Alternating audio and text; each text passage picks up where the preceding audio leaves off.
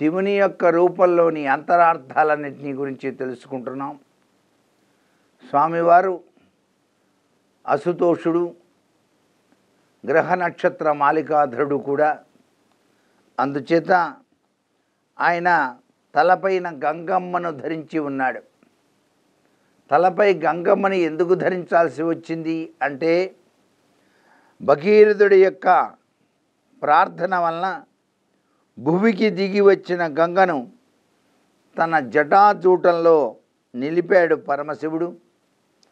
గంగా యొక్క ప్రభావం, ఆ గంగమ్మ తల్లిని ఈ ధరణికి విడిచిపెట్టి లోకానికి ఉపకారం చేశాడు పరమేశ్వరుడు. ఆయన స్వయంగా జలమూర్తిగా కూడా ఉన్నాడు. జంబుకేశ్వరంలో జలమూర్తి తత్వం అక్కడ. అందుచేత దానిపై నియంత్రణ కలవాడు కాబట్టి ఈ సందర్భంలోనే ఆయనకు గంగాధరుడు అనే పేరు వచ్చింది. గంగను ధరించి గంగాధరుడయ్యాడు, అగ్నిని ధరించి అగ్నినేత్రుడయ్యాడు, అలాహలాన్ని మింగి నీలకంఠుడయ్యాడు పరమేశ్వరుడన్నమాట. గంగ నీరు ఎన్ని సంవత్సరాలైనప్పటికీ కూడా చెడిపోదండి.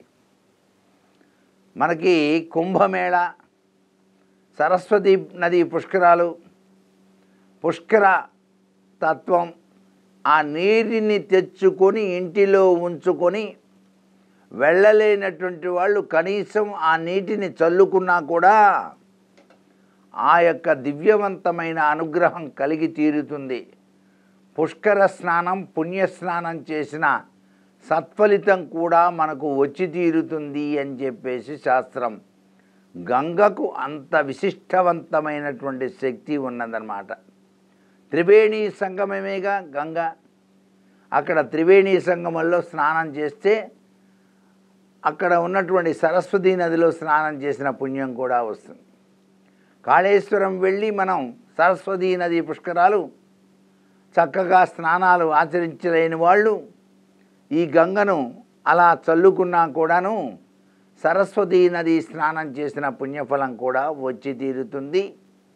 పుష్కర స్నానం, పుణ్యస్నానం చేసిన సత్ఫలితాన్ని కూడాను సాధించగలుగుతారు. అలాగే స్వామివారు కంఠంలో కాలకూట విషం పెట్టుకున్నాడు.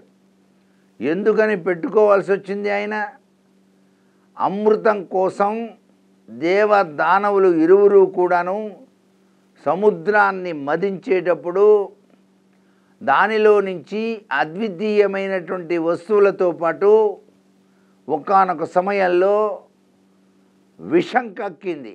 అక్కడ విషం కూడా వచ్చేసింది. లోకమంతా భస్మీపటలమైపోతుంది అని భావించి దేవతలంతా పారిపోతున్నారు. విష్ణుమూర్తి కూడా పారిపోయాడు ఆ సమయంలో. అప్పుడు పార్వతీదేవి క్రీగంటతో శివుని వంక చూసింది, తన మంగళసూత్రాన్ని చక్కగా పట్టుకొని. ఆమెకి మంగళసూత్రం మీద అంత నమ్మకం అన్నమాట, నా భర్తకి ఏం కాదులే అని.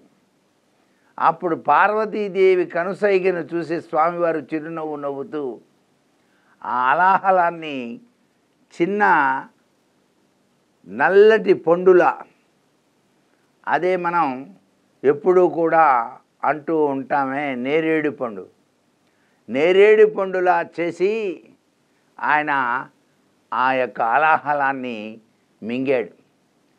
ఈయన మింగినప్పుడు ఇది కంఠం వరకు వచ్చి ఆగిపోయింది. కారణం, ఆయన యొక్క పొట్టలో అండపిండ బ్రహ్మాండాలన్నీ ఉన్నాయి, అవన్నీ కూడా మాడిపోతాయి కదా. అందుకని మాడిపోకుండా ఆయన కంఠసీమను ఆమెనే ఉంచాడన్నమాట. దాంతో ఆయన నీలకంఠుడయ్యాడు.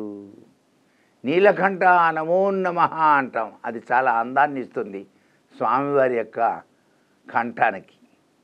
అందుకే నేరేడు కాయ కనుక ఈనాడు కూడా మనం ఎప్పుడైనా సరే తీసుకుంటే కడుపులో ఉన్నటువంటి పురుగులు, అలాగే అందరినీ పట్టి పీడిస్తూ ఉన్నటువంటి షుగర్ వ్యాధి కూడాను పటాపంచలైపోతుంది అని చెప్పేసి శాస్త్రం.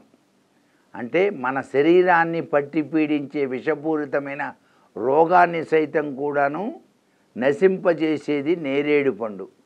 ఎందుకని ఆ శక్తి వచ్చిందంటే ఆలాహలాన్ని ఆయన నేరేడు పండులా చేసి స్వీకరించాడు కాబట్టి. స్వామివారు నేరేడు పండులా చేసి తినేసాడండి. అందుకని నేరేడు పండు చాలా మంచిది. ప్రతి సంవత్సరం మనకి ఆరోగ్యరీత్యా ప్రతి వాళ్ళు కూడా నేరేడు పండు తిని తీరాల్సిందే. ఇది బాగా గుర్తుపెట్టుకోండి అందరూ కూడా.